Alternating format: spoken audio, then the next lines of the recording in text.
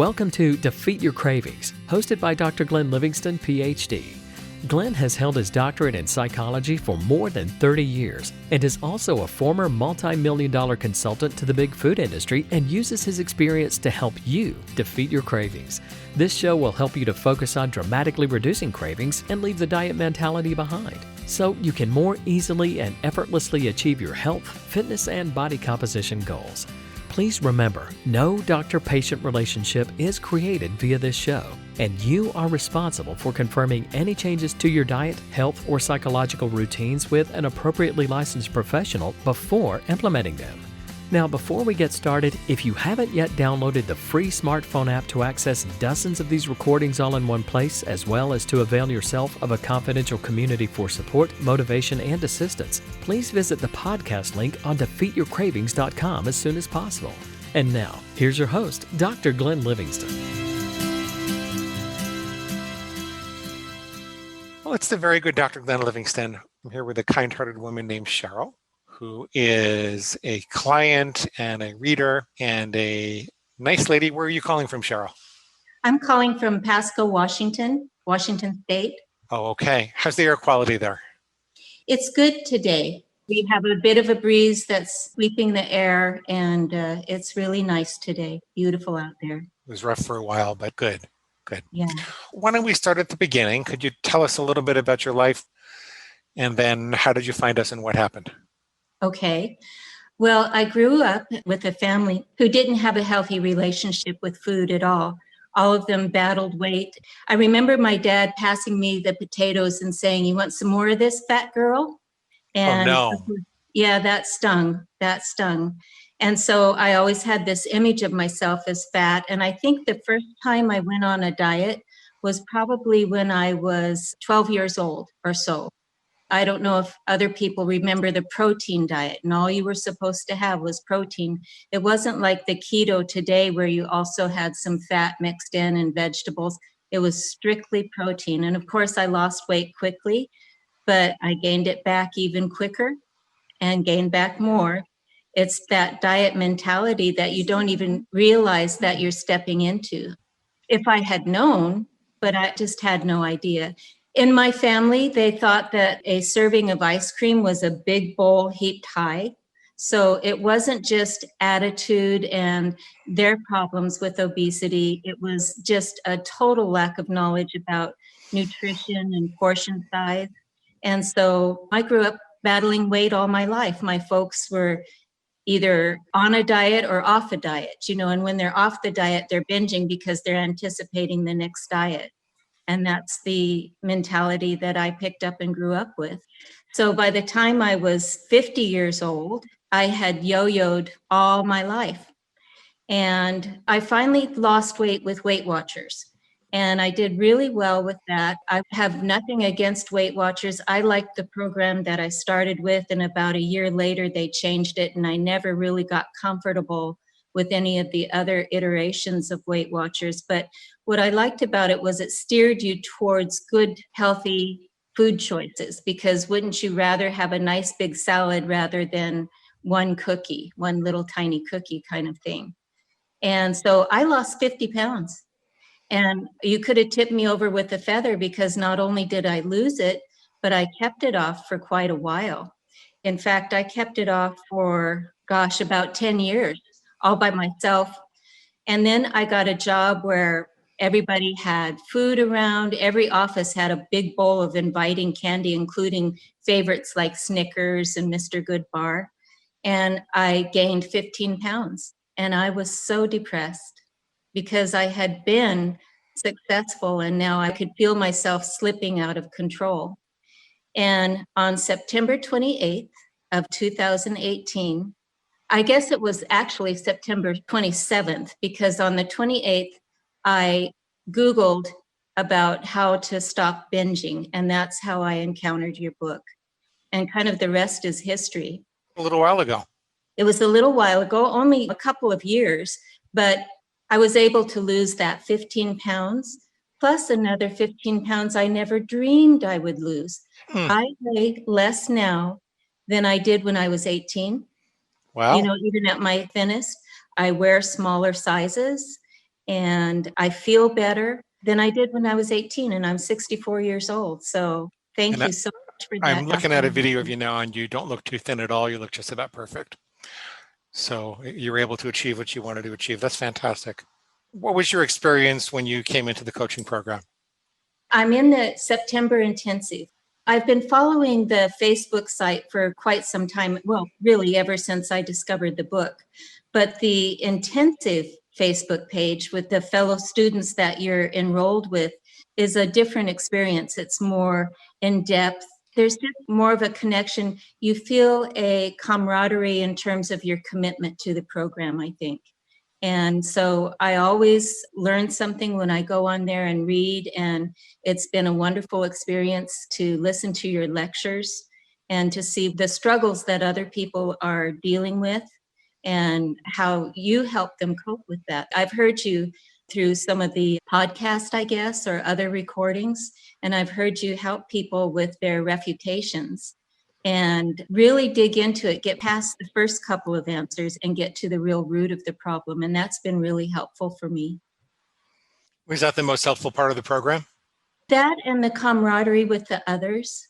But one of your podcasts, I think, or I'm not sure what recording I'm listening to. I listen to so many, but you were dealing with a lady. She was trying to implement a never in her life. And she was just reluctant to commit to 98% maybe. You know, she got really, really close, but she couldn't commit to 100%. And you started to talk to her about, well, what about if it were a person? You're committed to your husband. Would you maybe stray a little bit with someone who's really, really handsome, your most favorite movie star, your dream guy come true? And of course, she said no. And you kept working away at it, relating to that. And that really made a lot of sense to me, to have a vow to what you're doing versus a rule. And that really clicked something in my mind. Because we don't say that I really want to be 100% faithful to you, but there are a lot of attractive men out there. And what if I forget? I can't 100% say that I'm going to do that. I know. There are some behaviors, some pleasurable behaviors that we swear off of because we want to accomplish something else in the world. And I could really, really relate to that. I think most married women can really relate to that concept, whereas we couldn't really relate to swearing off ever having another donut again or chocolate again. We couldn't relate to that. I think that Americans have such a sense of entitlement about food, and it's such a complicated issue societally, as well as just nutrition and diet and all of that. But what do we do when we're going to celebrate? We have a feast. What do we do when we're sad? You know, like at a funeral, everybody brings food and everyone overeats. At holidays, we overeat. Food is just so ingrained in our lives. And that's why I couldn't really wrap my mind about never ever having, say, peanut butter again. But I could wrap my mind around vowing to never ever have peanut butter again. There you go. Yeah. There you go. Were any other pieces of the program that you used? The real-time refutations, I was considerably advanced over many of the people in the course because I'd been doing it on my own for 2 years. And I'll tell you what, if I had found the program back then, the thing that I would really recommend to people is buy the books, listen to everything, but join the intensive.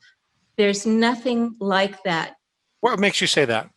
Well, I think it's the personal one-on-one that we know that we're going to be in touch with our coach. We get to listen to you, to our fellow students. It's not just some older recording or anything. It's people who are experiencing this in real time. And it's just invaluable. You can come on the calls and talk to us too, right? Right, absolutely. Anything that I should have asked you that I didn't ask you today? I don't know if you read the emails that Fiona forwarded to you, and you know, I actually divorced the pig. I have a divorce. I saw, but you can tell people about that. Yeah, I divorced, and I also did not just a divorce decree, but a restraining order. And I put it in very kind of legalese kind of terminology. It was under the divorce decree that I declared my nevers. And then I actually married my better, kinder self. And I had the vows again. And that's where I put my always is, like always wanting to have at a minimum 10,000 steps a day or 10 flights of stairs. So that was a really profound experience for me. And I took it very seriously. I found myself a little heart charm that I put on a necklace I wear all the time. And it's not been very long. I only did this a week and a day ago, but it's really been helpful to touch base with that whenever I've been tempted. One thing I can tell people down the road, you aren't going to be as tempted as you used to be. You really learn the value of not only being thinner, which is wonderful, not only not binging and having that bloating and miserable feeling and the guiltiness. Those are wonderful things, but beyond that, you feel so healthy. And so you aren't as tempted to have food that's not good for you. Your survival drive adjusts to want good things. You don't want to give up that feeling. And that pig says you're going to be tortured forever, but it's really not true. Right.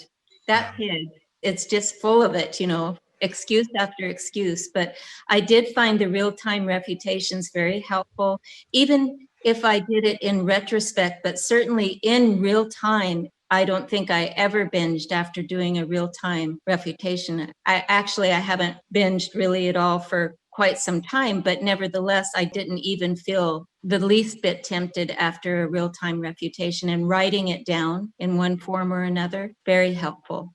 Wonderful. Is there anything you wanted to ask me that you haven't had a chance to ask me? I just would thank you again for putting this out there. I think that you're such a kind, caring man, and you've done so much, alleviated so much misery. And I really appreciate that. Cheryl, what a sweetheart you are. What a sweetheart. You're very welcome. And thank you for saying that. Thank you for saying that. One last thing. If people were concerned about the time or the money to do this, what would you say? Don't be. If you want to lose the weight and, more importantly, never be bothered by that obsession again, get command of it, don't worry about the expense. Don't worry about the time. Just do this. You're giving yourself the most wonderful gift, and I can guarantee that it will work. If you put in the time and the effort, I can guarantee it will work, and I can guarantee you'll feel so much better. I mean, it's pretty impressive. Here I am sitting in front of you, 64 years old, and I feel better than I did when I was 18. Part of that is giving up gluten, but I was able to give up gluten. Are there any tricks that you would tell people about the last 10 or 15 pounds? I'm glad you asked that question, Glenn, because you know what I did that I finally shed those last 15 pounds was I started to weigh on a daily basis. Okay. I was really set against that. I didn't like that idea, but I decided I'd give it a try. I don't remember the particular venue where you said that it really worked. And I think you likened it to just setting a course and making those course corrections all the time. But when I started to weigh every day and I record it, man, those pounds just melted away. I love it. I've weighed 135, give or take a couple of pounds now for over 2 years. Well, not quite 2 years. I'm never consciously, oh my gosh, I weigh 137. I better be more careful today. It's just information. I don't feel particularly good about it or particularly bad. It's information, and it's information that helps me stay on track. It's like when you're driving, you see the speedometer, you see if there are any cars up ahead, and you adjust your course, you get where you want to go. Right, and you do it without thinking. It's just automatic. Yeah, that's the idea. Get the pig off the scale, and you get on the scale instead. Right, the and then you do the driving instead of the pig. And you do the driving instead of the pig. All right, dear. Well, thank you so much for your time. Thank you so much for your faith and trust. And I'm so glad it's paid off for you. And I wish you a wonderful, wonderful life in control of your pig. Only gets better from here. Thank you, dear. Nice to talk to you. Nice to talk to you too. Be well. Bye-bye. Bye-bye. And that brings us to the end of today's broadcast of Defeat Your Cravings, hosted by Dr. Glenn Livingston.